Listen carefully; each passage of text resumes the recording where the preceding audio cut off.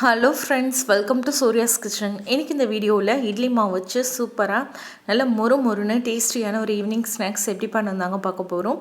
இப்போ இந்த ஸ்நாக்ஸ் செய்கிறதுக்கு ஒரு மிக்சிங் பவுலில் 1.5 கப் அளவுக்கு இட்லி மாவு எடுத்துக்கோங்க. இட்லி மாவு நல்ல ஃப்ரெஷ்ஷான இட்லி மாவை எடுத்துக்கோங்க, புளிச்ச இட்லி மாவு எடுக்காதீங்க. இப்போ இந்த இட்லி மாவோட ஒரு பெரிய வெங்காயம் நல்ல பொடியாக கட் பண்ணி சேர்த்துக்கோங்க. இப்போ இது கூடவே 2 பச்சை மிளகா நல்லா பொடியாக கட் பண்ணிவிட்டு சேர்த்துக்கோங்க. இது கூடவே கொஞ்சமாக இஞ்சியை துருவி சேர்த்துக்கோங்க, ஒரு ஸ்பூன் அளவுக்கு. இது கூடவே கொஞ்சமாக பொடியாக நறுக்குன கொத்தமல்லி தழை, கருவேப்பிலை இலை சேர்த்துக்கலாம்.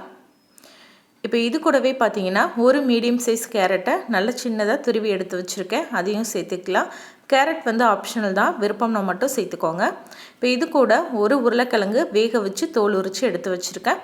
இதை நல்லா மசிச்சு விட்டு இதோட சேர்த்துக்கலாம். இந்தளவுக்கு நல்லா மசிச்சு சேர்த்துக்கோங்க. இப்போ இது கூடவே ஒரு 1/2 ஸ்பூன் அளவுக்கு சீரகம் சேர்த்துக்கலாம். ஒரு சிட்டிகை அளவுக்கு பெருங்காயத்தூள் சேர்த்துக்கலாம். இதை காய்கறிகளுக்கு தேவையான அளவுக்கு மட்டும் உப்பு சேர்த்துக்கிறேன். இட்லி மாவில் ஏற்கனவே நான் உப்பு சேர்த்துருக்கேன், அதனால் நான் உப்பு வந்து கம்மியாக சேர்த்துக்கிறேன். நீங்கள் இட்லி மாவில் சேர்க்கலை அப்படின்னா 1 ஸ்பூன் அளவுக்கு உப்பு சேர்த்துக்கோங்க. இப்போ இது எல்லாத்தையும் சேர்த்து நல்லா கலந்து எடுத்துக்கலாம். நம்ம இதில் கேரட் உருளைக்கிழங்குலாம் சேர்த்துருக்கிறதுனால நல்லா மொறுன்னு சூப்பராக இருக்கும் இந்த ஸ்நாக்ஸு. இப்போ நல்லா கலந்து எடுத்துகிட்டு இதில் நம்ம தண்ணி எதுவும் சேர்க்க தேவையில்லை, அந்த இட்லி மாவுடைய ஈரப்பதமே போதும். இந்த மாதிரி நல்லா கலந்துக்கோங்க. இப்போ இதோட ஒரு 1/4 கப் அளவுக்கு மட்டும் கோதுமை மாவு சேர்த்துக்கலாம். கோதுமை மாவுக்கு பதிலாக நீங்கள் அரிசி மாவு கூட சேர்த்துக்கலாங்க. இப்போ கோதுமை மாவு சேர்த்துட்டு மாவை நல்லா நம்ம கலந்து எடுத்துக்கலாம். இட்லிக்கு நீங்கள் மாவு அரைக்கிற அன்னைக்கு இந்த ஸ்நாக்ஸை வந்து கண்டிப்பாக ட்ரை பண்ணி பாருங்கள். இப்போது நல்லா கலந்து எடுத்தாச்சு. இப்போ கையை வந்து தண்ணியில் நனைச்சிட்டு இதை இந்த மாதிரி சின்ன சின்ன போண்டாவாக எடுத்து எண்ணெயில் போட்டுக்கலாம். அப்படி இல்லைன்னா உளுந்த வடை நீங்கள் எப்படி போடுவீங்களோ அது மாதிரி நடுவில் ஓட்டை போட்டு உளுந்த வடை மாதிரி கூட நீங்கள் தட்டி போட்டுக்கலாம், உங்களோட விருப்பம்தான். இப்போ இதை சுட்டு எடுக்கிறதுக்கு வானலியில் தேவையான அளவுக்கு எண்ணெய் சூடு பண்ணிக்கோங்க. எண்ணெய் நல்லா சூடானதும் நம்ம கையை தண்ணியில் நனைச்சிட்டு இந்த மாதிரி சின்ன சின்ன போண்டாவாக எண்ணெயில் விட்டுக்கலாம். இந்த மாதிரி கொஞ்சம் கொஞ்சமாக மாவை கிள்ளி எடுத்து எண்ணெயில் சேர்த்துக்கோங்க.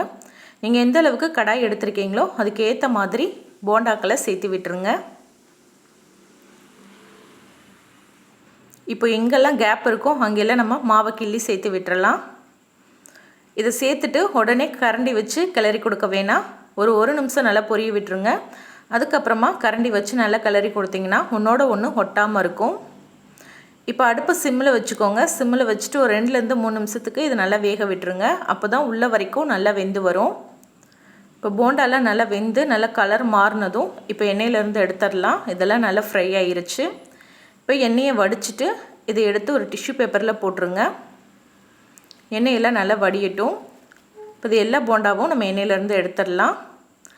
இதே மாதிரி மீதி இருக்க எல்லா மாவையும் கிள்ளி எண்ணெயில் சேர்த்து போண்டாவாக போட்டு சுட்டு எடுத்துக்கோங்க.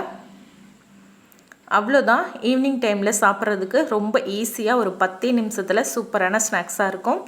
கண்டிப்பாக ட்ரை பண்ணி பாருங்கள். ஒரு டம்ளர் டீயோடு சாப்பிட்றதுக்கு ரொம்ப சூப்பராக இருக்கும்.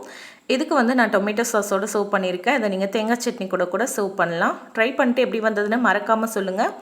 இந்த போண்டா ரெசிபி உங்களுக்கு பிடிச்சிருந்தா லைக் பண்ணி ஷேர் பண்ணுங்கள். சப்ஸ்கிரைப் பண்ணலைன்னா மறக்காமல் சூர்யாஸ் கிச்சனை சப்ஸ்கிரைப் பண்ணிக்கோங்க. தேங்க்யூ.